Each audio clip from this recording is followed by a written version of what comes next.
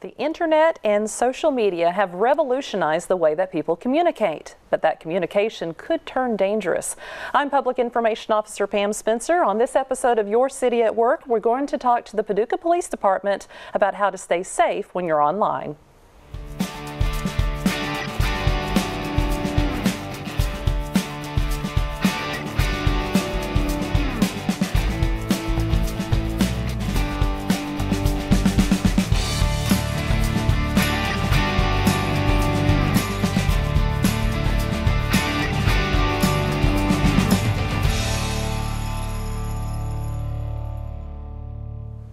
The internet and social media can be so much fun. You can talk with people around the world, you can learn new things and find out things very quickly, but that could also cause a problem. Well, joining me now is Captain Don Hodgson with the Paducah Police Department, and we're going to talk about social media and online safety, but this is part of a huge educational campaign that the Paducah Police Department has started. Captain Hodgson, tell me about what's the campaign here? Well, we started with started with our traffic collisions and meeting with personnel from Paducah Tillman. Lakilia Badu was part of a group that looked at traffic fatalities with us and tried to come up with some problem solving and solutions for the collisions that we were having. Okay. And out of that, she contacted me and said they had a need for social media and awareness and kind of the dangers of social media so that students could become aware of the dangers that are out there. And I contacted Officer Morgan and asked her if she was aware of anything. She'd gone to a seminar for ICAC, which is Internet Crimes Against Children. Okay. So I knew she was familiar with that, and she put together a program, and she and Officer Kelly Drew present the program for us at the high school level. And it basically explains to kids the dangers of social media, and we'd like to get the word out that we've got this program, and we'd like to bring it to other schools as well as adult groups, because, like you said, the media and the way that we communicate has changed so much. I remember when I was 13 and had a girlfriend, she lived in a different calling area than I did, so I could only talk to her on the phone for 10 or 15 minutes a night because it would go over our calling plan. Okay. Well, I've got nieces and nephews now that it's nothing for them to text 1,000 text messages a month. Wow. And they're on Facebook and Twitter and all those kinds of accounts. And I think a lot of parents don't understand what's involved in that. Right, because you are exposed. When you're online, when you're doing texting, or if you're online, or if you're doing any kind of social media, there is so much of your profile that's exposed. Right. And I think that's the whole purpose of this whole educational campaign. I know you've also done an educational campaign about texting while driving and distracted driving. That's a part of this too, because this is part of the social media atmosphere. Right, and that's going to be the challenge for this next generation, is how do you manage social media instead of social media managing you? And that's what we're seeing right now. It's managing too many of the kids. And have you seen a lot of problems besides the texting while driving? I mean, has the Paducah Police Department had very many cases that you know of with the cyberbullying, privacy problems, and things like that? We've not just been inundated with those. We've gotten lots of people's identities being stolen, okay, and used online to purchase items, and we've had a handful of incidents with bullying among kids on Facebook and those kind of sites, and some of the predatory behavior we've looked at. Right now, we don't have a unit that's up and running to address that, so we're relying on the Kentucky State Police and their ICAC unit to help cover Kentucky, or cover Paducah specifically. Okay, well, so much of this is education and awareness, and what we're about to bring to the viewers is the presentation that your officers have been given to the high school students. Correct. And this is something that it's not just geared toward teenagers. This is for everyone to see, really. Right. Okay, well, stay with us. Up next, we're going to talk to two Paducah police officers, and we're going to talk about all these topics: online relationships, online privacy, sexting, cyberbullying, and just some general online safety tips.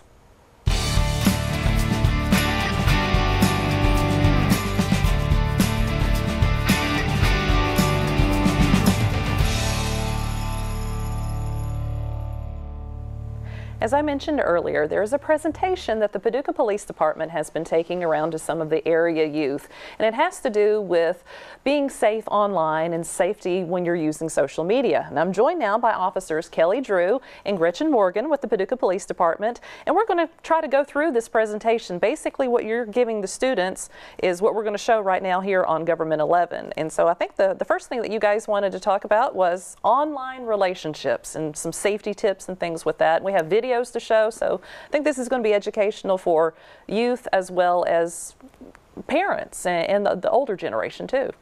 Well, Pam, you know, we've got this presentation that we've actually did at Paducah Tillman to some high school students, and we would like to share it with other groups throughout the community because obviously social media issues that we're dealing with these days have become a great problem. And in this PowerPoint presentation, we start off talking about online relationships, and in particularly, it asks, have you ever developed an online relationship with someone? Do you have online friends that you've never met in real life? And if you know someone in real life, you really know who they are, but it leads up to the fact that if you meet somebody online, technically you don't really know that person. You know, you can be whoever you want to be online. You can create a profile and you can be, you know, whoever you want to be. And you know, I think that this particular topic, you know, or this slide drives home the fact of if you don't know somebody in person, you don't really know them truly. And I think you've got an example here of somebody who was, I guess, posing as somebody younger. Yes, ma'am, that's correct. The next slide that we discuss has to deal with a young lady by the name of Casey Renee Woody. She was a 13-year-old girl that had actually met what she thought was an 18-year-old boy online through one of the social media sites. And in fact, she was actually talking to a 47-year-old man by the name of David Fuller, who had used a photo of his nephew in the profile. Oh. So you know, that really just drives home the fact that, you know, here this young lady had met somebody online that she assumed to be an 18-year-old boy, that obviously his profile pic depicted that, and when in reality it's a 47-year-old man. You know, predatory people or predators, online predators, use this information that they obtain from children to gain their trust and their friendship. And when Casey actually told Mr. Fuller about witnessing her mother's death, he used that information, you know, to build trust with this young lady, and it goes right back to the fact of, unless you know somebody in person, you don't really know who they are, and this just doesn't apply to young people. You know, we're seeing it some in the elderly, and for that matter, you know, just people our age, you know, that because anybody's vulnerable online. I mean, they're just, a lot of times online, they're looking for acknowledgement or looking for a friend. I mean, it's innocent what people are going online to do when they're looking for someone to talk to. It's the predators. What they're doing is not the innocent part. Yes, ma'am, that's correct. And I think we have a video that shows how easy it is that just a little bit of information that you put out there can really lead to your privacy being compromised. So I think we have a video here that shows that. How hard is it to target kids online? Let's conduct an experiment and see. We'll start by going online and selecting a harmless chat room. How about one created specifically for youth, like this one about music? Take a look at the list of people currently in the chat room. We'll pick one at random. How about Teresa01? Posing as a fellow chatter, we engage Teresa in a private conversation and ask her age. She shrewdly avoids giving us that information. Most online or internet service providers have user directories available to help their members identify others in the group with similar interests. Members can create and store profiles of themselves in the user directory for other members to view. While these directories can be useful, they can also make you vulnerable. We'll look for more information about Teresa by checking her member profile. We type her chat name and learn more. Good job, Teresa. She didn't list her age, location, gender, or post a picture of herself, but what does her name tell us? Is she male or female? If her brother's name is Billy Jr., what might her father's name be? If we click on the locate command, we can follow Teresa wherever she goes in cyberspace. We can also email or instant message her. After 2 minutes of searching, we have determined that Teresa is most likely a female teen. She likes basketball, music, and hanging out with friends. She has a little brother who most likely answers to Billy Jr. She has a valid email address and instant messenger account, and we have accurate addresses for both. Another place to look for information is newsgroup postings. Since we have a valid email address for Teresa, we can use it to search through these postings. Now I know how many messages Teresa has posted, when and to what site she posted them, and the text of each message. In this posting, she has posted several personal identifiers. Can you find them? They are her telephone number, the time of day when she will most likely be home, her mother or sister's name, and her email address. Within 8 minutes, we know that her first name is Teresa. She appears to be in her teens. Her interests are basketball, music, and hanging out with friends. She has a younger brother named Billy Jr. She has valid email and instant messenger accounts. She has a mom or sister named Sue. We have a good idea of what time of day we could find her at home, and we know her home telephone number. How useful is her telephone number? Even if we only had her area code, we could use it to quickly get an idea of her geographic location. However, since we have her entire telephone number, let's use it to perform a reverse lookup and see what else we can find out about Teresa. The search yielded the last name of the person Teresa's telephone number is registered to. Most likely Teresa's last name as well. For those of you wondering about your own telephone numbers right now, there's good news. Most services will allow you to change or eliminate your personal data from their directories if you find it there. But you have to find the services that list your information before you can request that it be removed. As for Teresa, we now have her last name. Let's see what information we can get searching with it. We'll need another directory. How about the white pages? With every additional piece of information, we can perform more searches. We'll enter her last name and start our next search. I bet we can find out where she lives now that we have her name. There she is. Laurel. I'm not familiar with that town. Let's see if we can find more information. I'll look it up on a map search. One click and I'm there, but I think I'd like a closer look. And what if I want to find out how to get there? No problem. I can easily get directions online that will tell me step by step how to get from where I am to where Teresa lives. Now, what about schools? Where does Teresa go to school? That should be pretty easy to narrow down. So let's go to an online search engine and put in the details we have found that will be most useful to us. Laurel, school.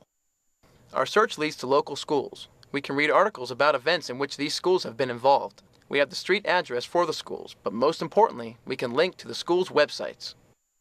That will allow us to find even more detailed information about the school, such as class times, lunch schedules, and possibly pictures of students. It's been 20 minutes since we first identified Teresa in the chat room. Let's review what we've discovered about her in that short time. We know that she is a female teen. We know her full name is Teresa Doe. Her email address is teresa01@email.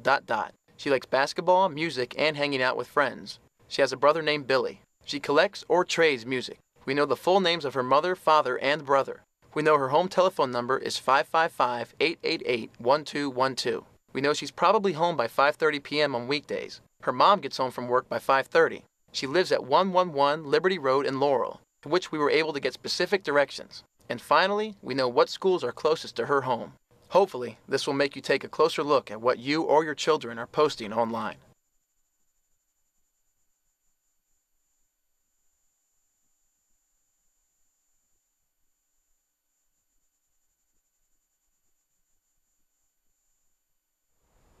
Well, that video definitely showed how easy it is to get some information about someone.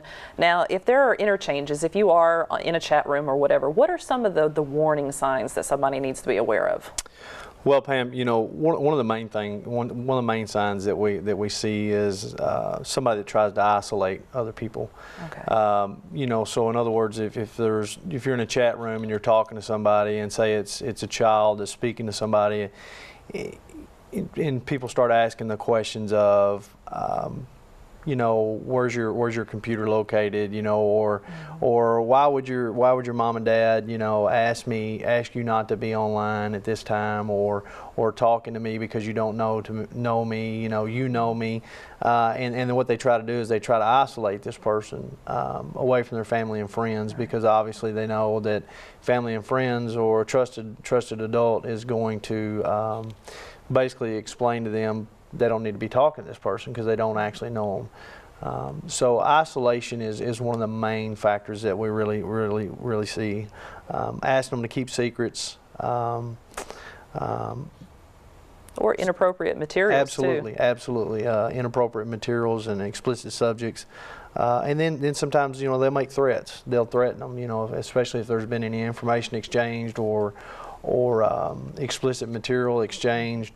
A lot of times they will make threats to them, you know, they're going to contact their parents or their friends. And so it gets really challenging at times for some of these young people that get tied up in these situations. And so it's all about awareness. And I think now we have another video that is a girl's story about why she went online, what she was looking for, and the story of what happened to her. Here's another video.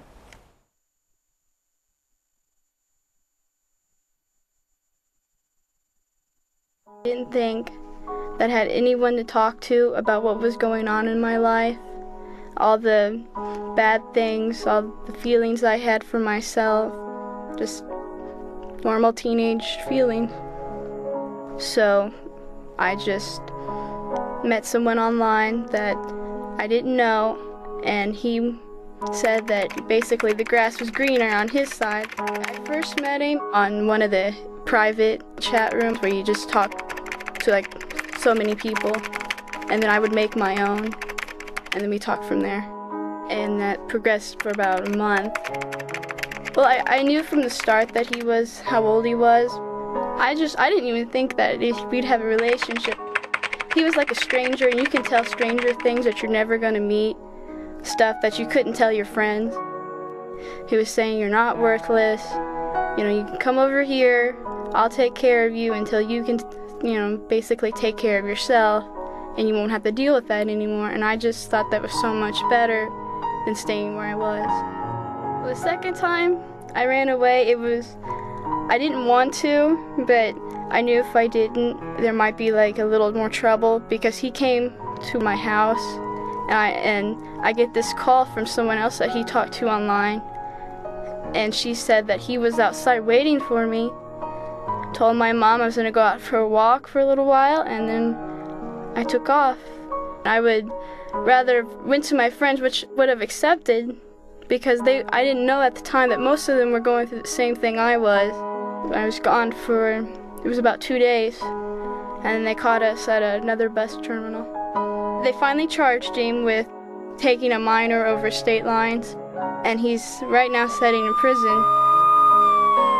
It was scary because he called me, because then he knew where I lived. He knew what my phone number was, so when he gets out of prison, he could just call me right back again and start this all over again. Well, he said he'd done it before, but he never got caught. So the only thing that's in my mind is, where are they at? Where were the past people that he's met before? If you say that it's not going to happen to you and you keep progressing more and more, then it's eventually going to happen to you whether you want it to or not, because you never know who that person is or what that person's capable of, because he could one day just show up, or he or she show up at your doorstep just waiting for you. When you're getting over your head, you're thinking, oh no, my parents will know what I'm doing. I can't tell them, they'll get mad, I'll get in trouble. Well, don't think of it like that.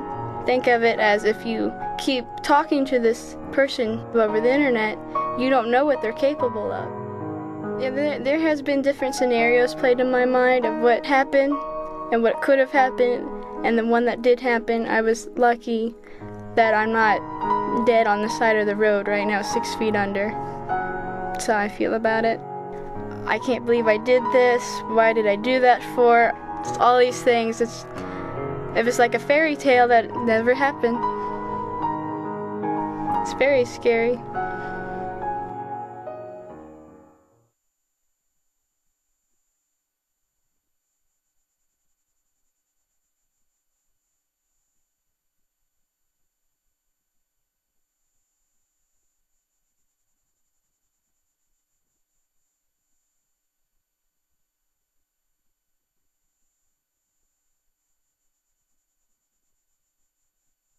Well, Officer Morgan, let's kind of go through some phrases that kids or anybody might hear when they're online that are the ones that are kind of things that you need to be aware of. someone might say, let's go private if they're in a chat room. They'll try to get you to go to a private chat room to just talk with them. They'll ask you where your computer is. If they're asking for that, they're wanting to know, are your parents close? Like looking over your shoulder. Room or, Okay. I know someone that can get you a modeling job. They're using flattery, you know, that these girls might cling to and want to run with. Who's your favorite band? Who's your favorite designer? You know, what are your hobbies? They might pick up on feelings. You seem sad. What's bothering you? To try and hone in on that. You're the love of my life, especially towards girls. What's your phone number? Obviously, we're not going to give our phone numbers out. And then they'll threaten, like Kelly said, they'll threaten to tell your parents or expose if you've had some improper chatting or improper videos. They'll say, well, I'll expose this. I'll put it online, and just threaten. Okay, those are definitely some phrases to beware of. I think now we have another video, and this time it involves a young man.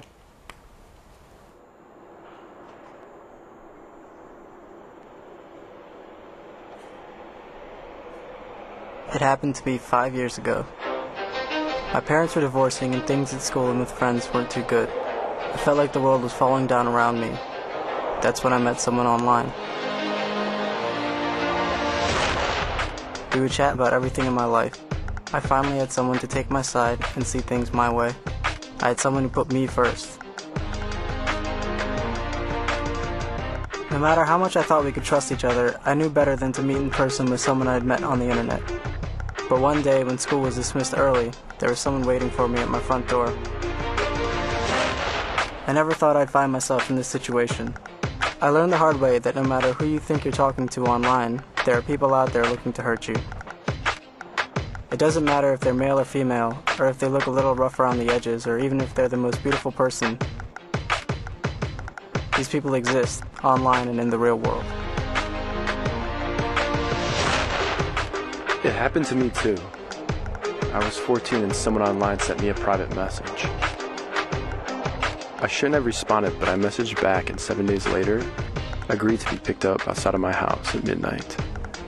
I was taken to another house, and what happened there was terrifying.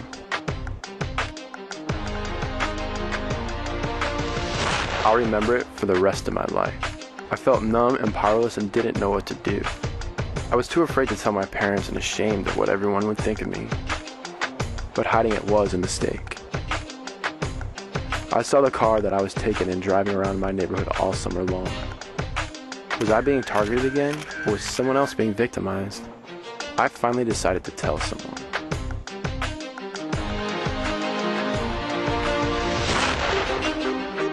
I have to live with the decision I made to trust someone I met on the internet. But the important thing is that I told someone.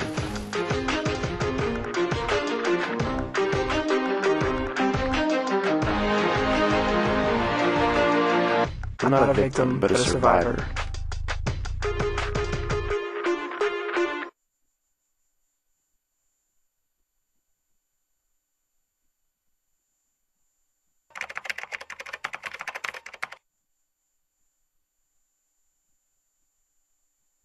I think we have another example now that you want to talk about of somebody who was on MySpace, because we've been talking about chat rooms, but this also goes with some of the more heard of social media sites, and MySpace had a very horrible outcome to this scenario. Yes, Pam, this particular instance it involved a 14-year-old girl by the name of Kara Borden, and Miss Borden actually met a young man by the name of David Ludwig on MySpace. They established an online relationship, which led to Kara actually sneaking out of her house at night to meet this young man. Kara's parents found out about the relationship, and they insisted that Kara obviously end this relationship. They also insisted that they have a meeting with this young man, and when Ludwig showed up, he actually wound up shooting and killing Kara's parents. And so this was just MySpace. It wasn't some sort of hidden chat room that a parent may not know about. MySpace, a lot of people are on MySpace, Facebook, Twitter, things like that. So a lot of this goes into making sure that you have the proper privacy settings. If you are going to use these social media sites, which more and more people are, tell us a little bit about the privacy things that people need to be aware of. All these social sites have privacy settings in their built into the program, and all you have to do is go and click. You can limit to friends only seeing your page, or friends of friends, and then, or you can have it public. And I strongly discourage you to have your page just wide open, so that anyone can look at it. Limit it to your friends only, and just use those privacy settings, because that's why they're there, is to protect you. And maybe ask around and ask somebody to check your settings, because you may think that you've got it set right, but your friend might be able to see everything that you really weren't trying to post. Exactly. So definitely ask somebody what's going on, and then be very careful about what you post in there, because that can come back to haunt you. Once it's there, once you've posted it, it's probably there forever. Someone, even if you've deleted it, someone could take a snapshot with a smartphone now. If it's on there, you can take a screenshot and it's there. It's permanent at that point. You may think you've deleted it, but someone else made a copy, copied and pasted it, and there it is. So you have to be very careful with what you put out there. If you don't want someone else to repeat it or know about it, then don't put it out there. And there's lots of people looking at these accounts now too. Employers, colleges, college admission officers are looking. Friends, family. So you just really have to be careful. Everyone's looking. I think now we have another short video that talks about these issues of making sure that you don't have something out there that you really don't want. I've heard stories about kids getting rejected from colleges. One of my friends put up a picture and she regrets it. Coaches looked, and I want them to have a good impression of what I do. Teachers see it, you get in trouble at school. You might lose friends because friends might be offended. And he applies for the job and the person's about to give it to them.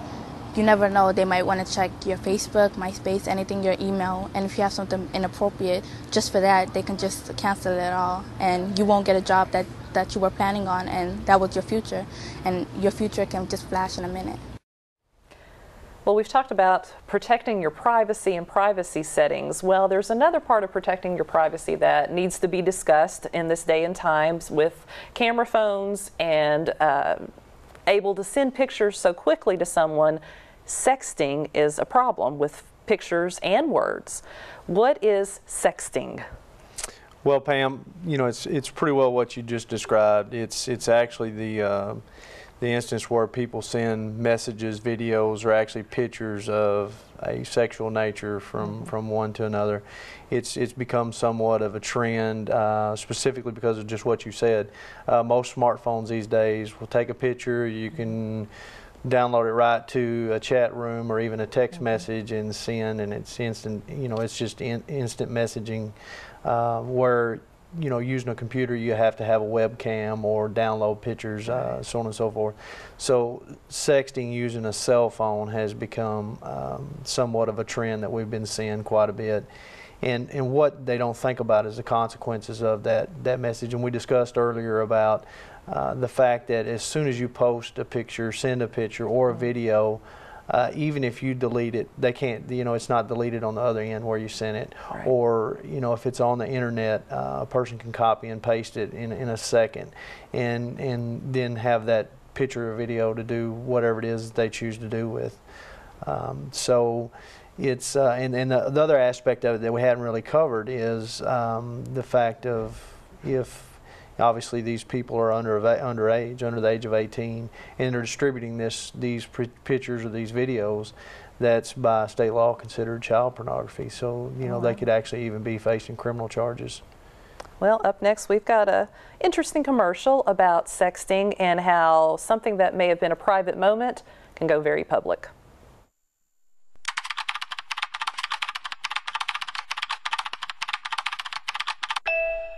I've seen a lot of younger girls just basically just trying to fit in and impress like an older guy, that they have to send like pictures of themselves like that. What is it turning into that you can't go out on a date anymore? You have to flirt via...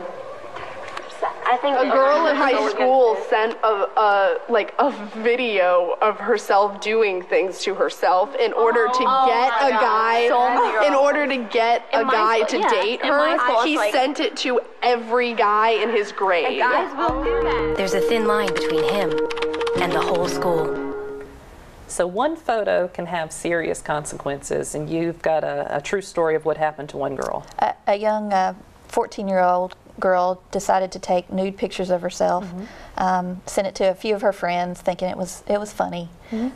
Those friends sent it to a few of their friends, who sent to a few of their friends, and before it was said and done, over 200 people had this picture, this nude picture of this young girl.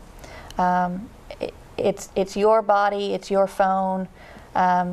You have to make the right choices and not send that out, thinking, oh, they won't send it. They probably will.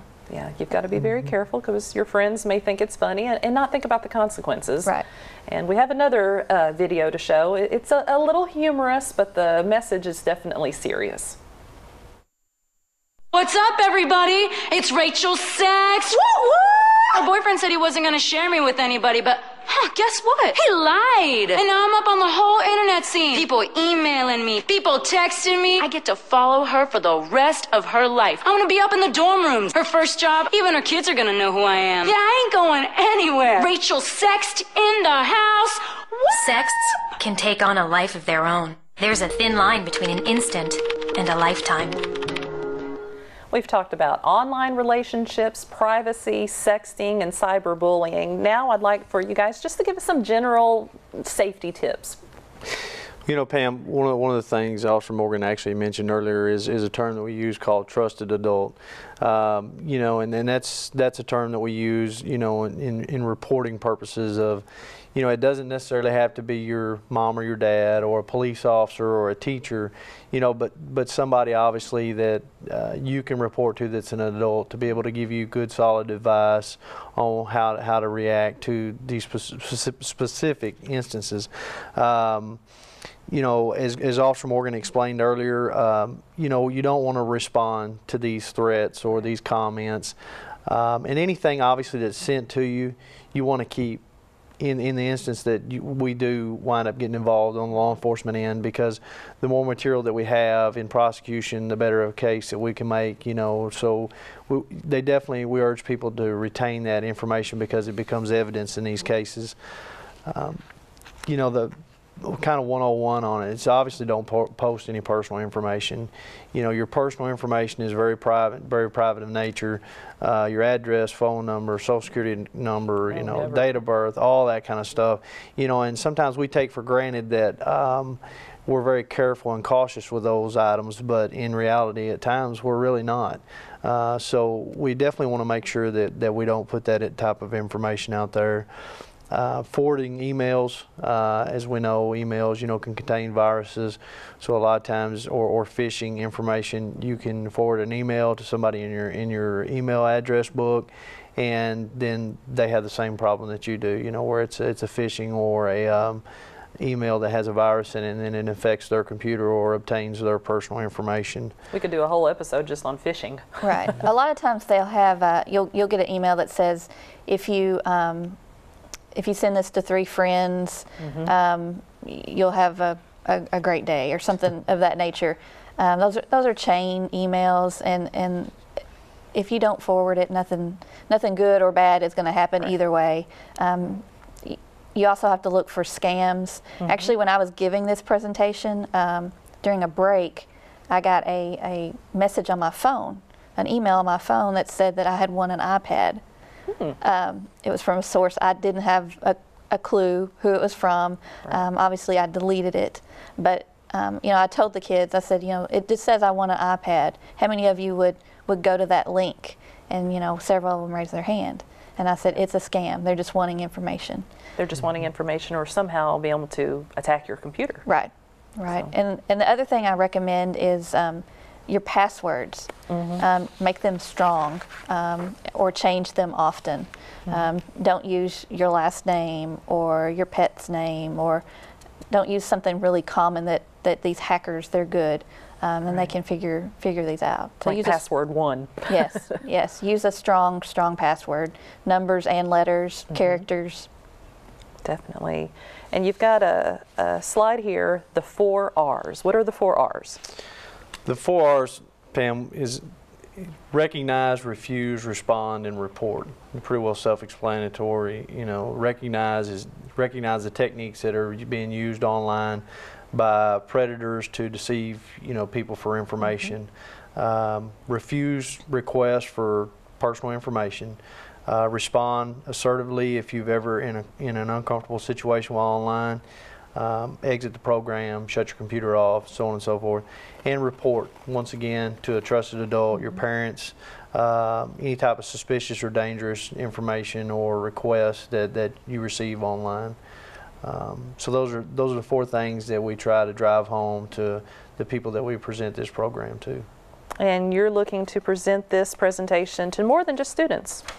Who else would you like to talk to? We would definitely like to do it with elderly folks also. You know, they use online, and even people our age. You know, any group that's interested in any information, we would love to be a part of that. You know, just to share just a little bit of information with you. A lot of people have this perception, because we live in this region, that this doesn't happen in rural Western Kentucky, and in my experience, I have actually been involved in a case where Dateline actually came to town, and within just very few miles of where we're at right now, actually came in and arrested a guy that had traveled. He had actually traveled to Bowling Green to meet what he thought was a 13-year-old boy. Wow. And he lived within 30 miles of where we're at right now. So, you know, it's very scary when it hits home, and I think people in this area have a common perception that it doesn't happen here, and you know, the short story I just shared is obviously it does. So we would like to get this message out to everybody.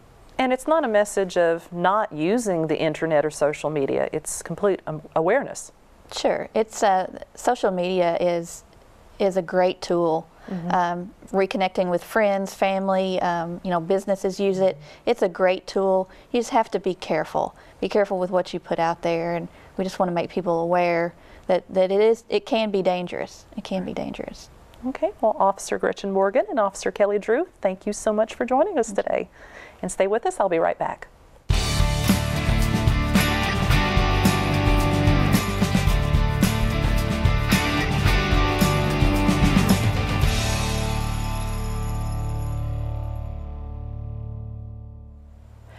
The keys to staying safe online are knowing what dangers could be lurking, making sure that you have those privacy settings on, and for parents, make sure you're watching what your kids are doing online. Now, if you would like to have this presentation brought to your group or organization, you can contact the Paducah Police Department. Contact Captain Dodd Hodgson at 444-8548. Thank you for watching Your City at Work.